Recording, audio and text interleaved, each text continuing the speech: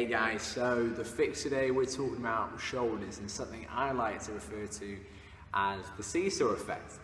And what do I mean by that? Well, I know it sounds really random, but it's something you probably unconsciously or unknowingly experienced before, and it may well have accounted for a pain you experienced later on after a workout and having no idea why.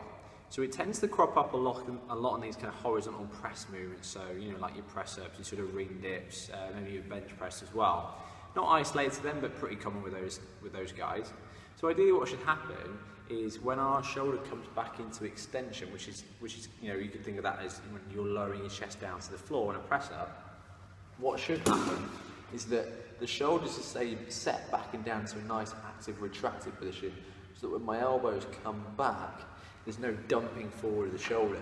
And that is basically, the dumping forward is what I call the seesaw effect.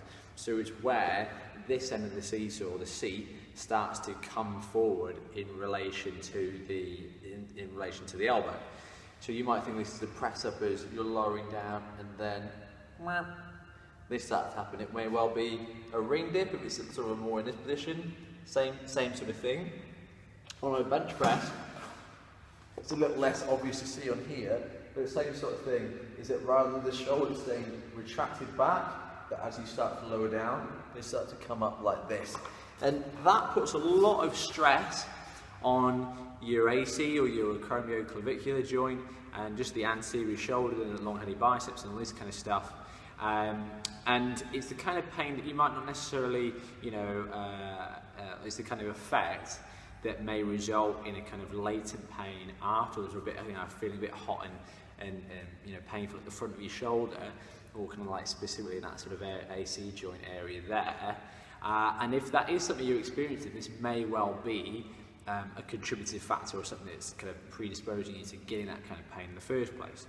So what kind of causes it? Well, there are some sort of soft tissue tightness, postural imbalances that can kind of lead to this. So a big one is if you've got a tight pec minor at the front here, this muscle just runs down the front of your chest.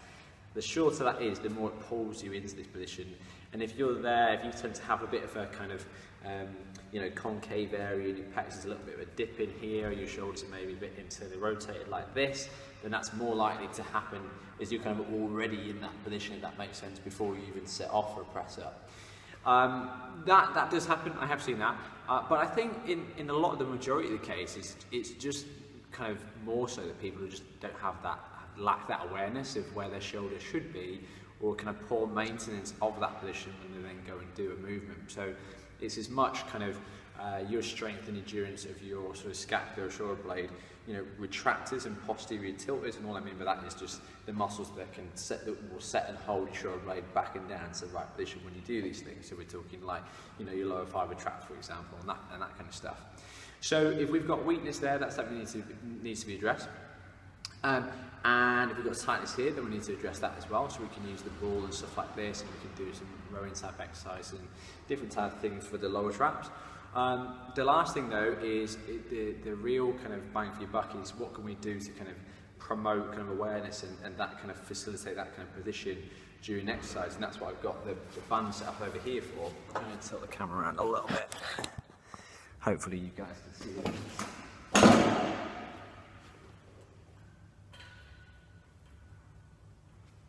So I've got my shoddy view here, but I've got my band here. What I'm going to practice, I think this is easier to practice in a pulling kind of motion a lot of the time than it is a pressing one. So what you're going to think about is you're going to think about setting your shoulder blade back and down into the position you want it in, and then maintain that position as you draw your elbows back behind you. So the key here is that you're trying to keep your shoulder blades set back and down as you perform that row, and trying to avoid them coming forward like that during that kind of like that pullback phase.